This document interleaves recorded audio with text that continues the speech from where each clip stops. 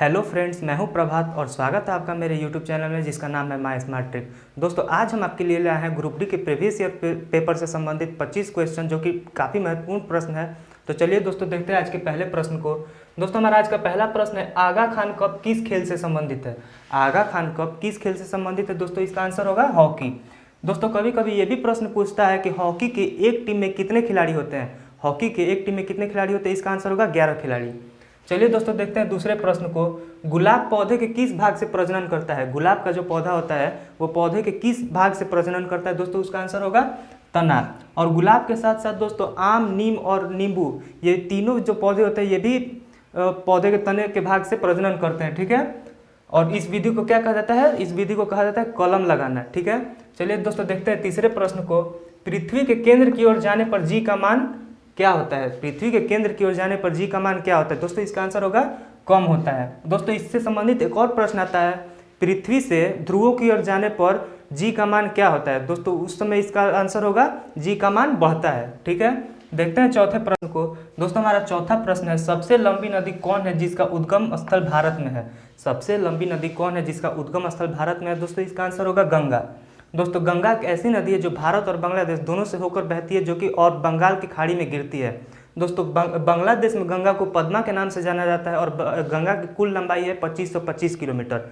गंगा की पूरी लंबाई है 2525 किलोमीटर और गंगा का उद्गम स्थल है गोमुख हिमानी के पास। ठीक है, गंगा का उद्गम स्थल है गोमुख हिमानी के पास।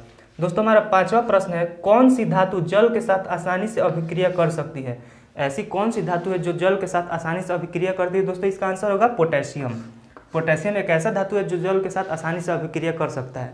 दोस्तों, हमारा छठा प्रश्न है, थैलीसीमिया किस प्रकार का रोग है? थैलीसीमिया किस प्रकार का रोग है दोस्तों? ये एक अनुवांशिक रोग है।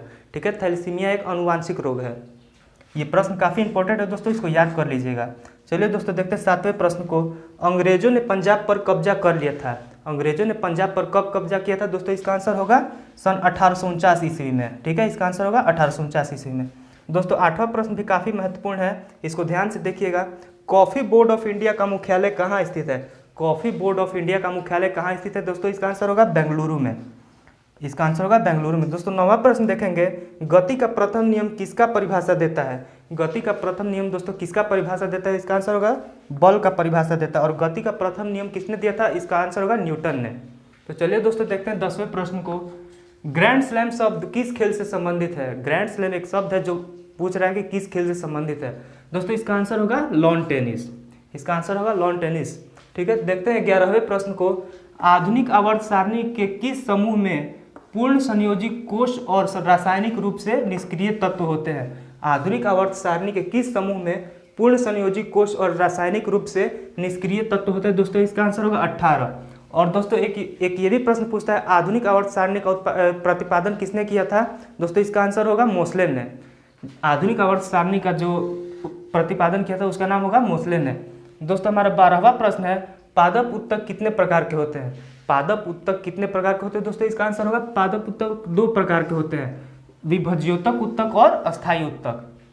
चलिए दोस्तों देखते हैं 13वें प्रश्न को। हमारा 13वां प्रश्न है, ध्वनि किसका एक रूप है जो सुनने की अनुभूति पैदा करता है? ध्वनि किसका एक रूप है जो सुनने की अनुभूति पैदा करता है दोस्तों? इसका आंसर होगा यांत्रिक ऊर्जा का। तो चलिए दोस्तों देखते हैं अगले प्रश्न को। अगला प्रश्न है, स्टे हंग्री स्टे फुलिश किसने लिखा है? ये एक पुस्तक है जिसका नाम है स्टे हंग्री स्टे फुलिश। के लेखक कौन है दोस्तों? इसका आंसर होगा रश्मि बंसल। ठीक है, स्टे हंग्री स्टे फुलिश किसने लिखा है? तो इसका आंसर होगा रश्मि बंसल।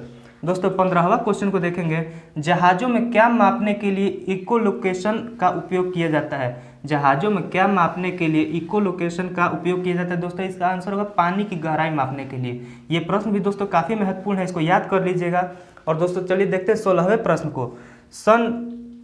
एक प्रश्न है 16वां, स्वामी विवेकानंद ने रामकृष्ण मिशन की स्थापना कब किया था? स्वामी विवेकानंद ने रामकृष्ण मिशन की स्थापना कब किया था दोस्तों? इसका आंसर होगा 1897 ईस्वी में। ठीक है, इसका आंसर होगा 1897 ईस्वी में।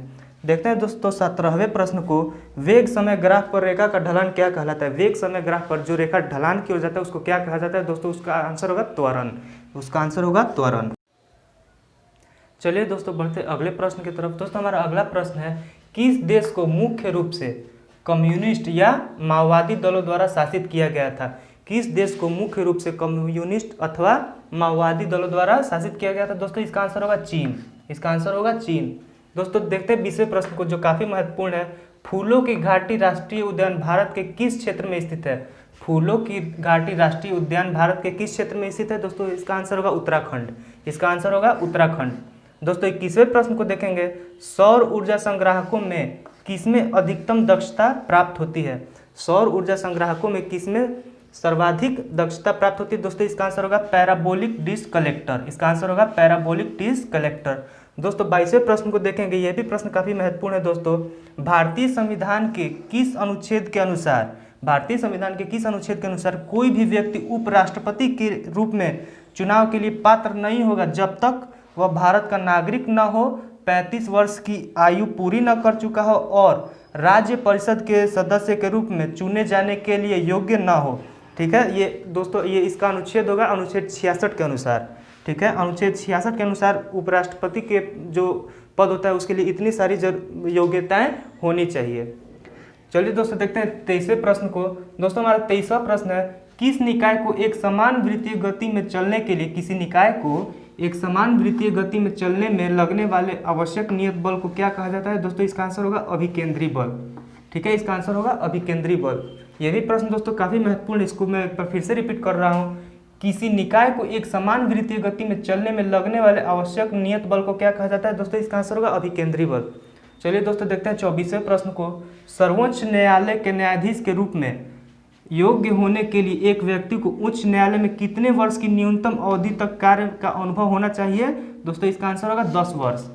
सर्वोच्च न्यायालय के न्यायाधीश के रूप में योग्य होने के लिए एक व्यक्ति को उच्च न्यायालय में कितने वर्ष की न्यूनतम अवधि तक कार्य का अनुभव होना चाहिए? दोस्तों इसका आंसर होगा 10 वर्ष। दोस्तों देखते हैं आज के आखिरी प्रश्न को। एक सदिश राशि में परिणाम और दिशा दोनों होते हैं। दोस्तों एक सदिश राशि में परिणाम और दिशा दोनों होते हैं, जबकि अदिश राशि में केवल परिणाम होता है, दिशा नहीं। अदिश राशि में दोस्तों केवल परिणाम होता है, उसमें दिशा नहीं होता है। ठीक है, विस्थापन कौन सी राशि है? विस्थापन कैसी राशि है? दोस्तों इसका आंसर होगा विस्थापन एक सदिश राशि है। तो दोस्तों आज के वीडियो में बस इतना ही। उम्मीद करता हूँ आपको वीडियो काफ़ी पसंद आई होगी। अगर आपको वीडियो पसंद आई है तो प्लीज़ मेरे चैनल को सब्सक्राइब करें, वीडियो को लाइक करें और बगल में बने बेल आइकन को प्रेस करें। धन्यवाद।